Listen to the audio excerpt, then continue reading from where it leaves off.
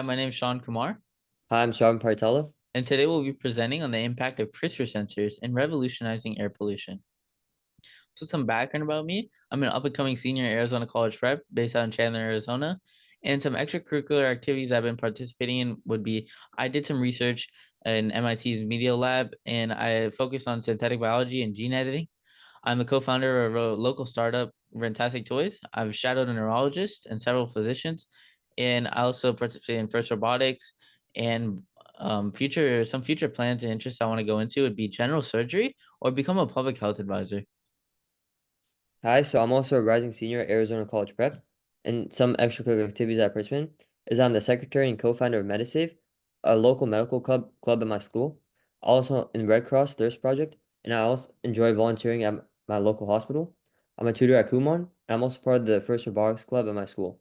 Some future plans and interests that I'd like to go into are public health, and I would like to become a physician. So let's dive into what CRISPR actually is.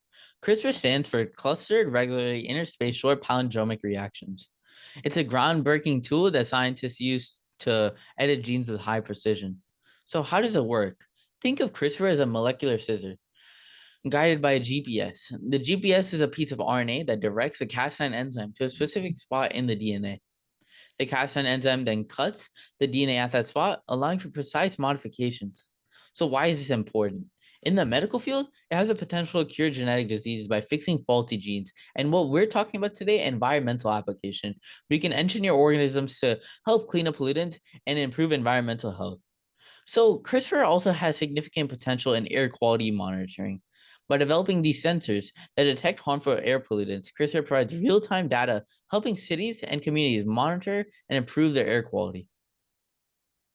Moving on to air pollution, it's a critical global health issue impacting millions worldwide. It contributes to various health problems, including respiratory and cardiovascular diseases, cancer, and premature deaths. Here are some statistics. According to the World Health Organization, 7 million premature deaths annually are linked to air pollution. UNICEF reports that 300 million children live in areas with extremely toxic air. The vulnerable populations, such as children and the elderly, are more susceptible to adverse effects due to their weaker immune systems. In low-income communities, often face higher exposure levels due to proximity to industrial areas and a lack of resources for healthcare. And then innovative technologies like CRISPR sensors play a crucial role in effective air quality monitoring and management. And then Monica Paul, the co-founder and CEO of Cas Enzyme, stated CRISPR-Cas can help to preserve and enhance the use of traditional plant species that might already be extinct or close to extinction due to climatic changes. This quote underscores the critical role of CRISPR-Cas technology in addressing air pollution, as plants are essential for absorbing pollutants like CO2, NO2, and SO2 from the air. By preserving and enhancing traditional plant species, we maintain biodiversity, which boosts the ecosystem's ability to purify and clean the air. Climatic changes threaten these plants, reducing their natural air purification capacity. However, CRISPR-Cas can help plants adapt to changing climates, ensuring their survival and continued contribution to air quality. So, let's also dive into the mechanisms of CRISPR sensors. CRISPR-Cas systems, including Cas9, Cas12, and Cas13, are utilized to detect specific DNA or RNA sequences associated with different pollutants in the air. These engineered systems can be programmed to recognize and bind to nucleic acids, sequences from specific pollutants, or pathogen DNA or RNA. The detection process involves three steps: sample collection, where air samples are collected and processed to extract the nucleic acids within the pollutants, and then the CRISPR activates. The extracted nucleic acids are exposed to CRISPR-Cas systems, and if the target pollutant is present, then the CRISPR system binds to it and activates a reporter signal. Now, on the third step, signal generation. The activation of the CRISPR system results in a fluorescent or electrochemical signal indicating the presence and concentration of this pollutant, notifying the community. CRISPR sensors have significant advantages over traditional methods. They offer high sensitivity and specificity, and they're also able to detect only trace amounts of pollutants. CRISPR sensors also provide rapid detection, delivering results within minutes to hours, compared to the traditional methods, which may take only days. For instance, a prototype CRISPR-Cas9 sensor detected airborne bacterial pathogens within just 30 minutes. Now let's discuss the real-world applications and future outlook of CRISPR sensors. In urban air quality monitoring, CRISPR sensors track pollutants like NO2, SO2, PM2.5, and PM10. For example, Beijing's CRISPR-Cas12a sensors improved detection accuracy by 45% and reduced monitoring costs by 30%. In health risk assessment, CRISPR sensors identify pollution exposure in vulnerable populations. The WHO estimates that reducing air pollution could prevent 1 in 9 deaths globally. Integration with IoT and data analytics is another significant application. Smart networks connect CRISPR sensors to IoT for real-time data collection analysis.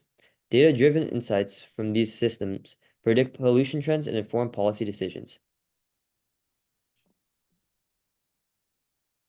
Now let's look at air quality monitoring for different areas. In India, specifically, in Delhi and Mumbai, we monitor high levels of PM2.5, PM10, NO2, and SO2 from traffic and industrial emissions to manage and reduce pollution. In health risk areas such as schools and hospitals, placing sensors in densely populated areas helps protect vulnerable populations from high pollution levels.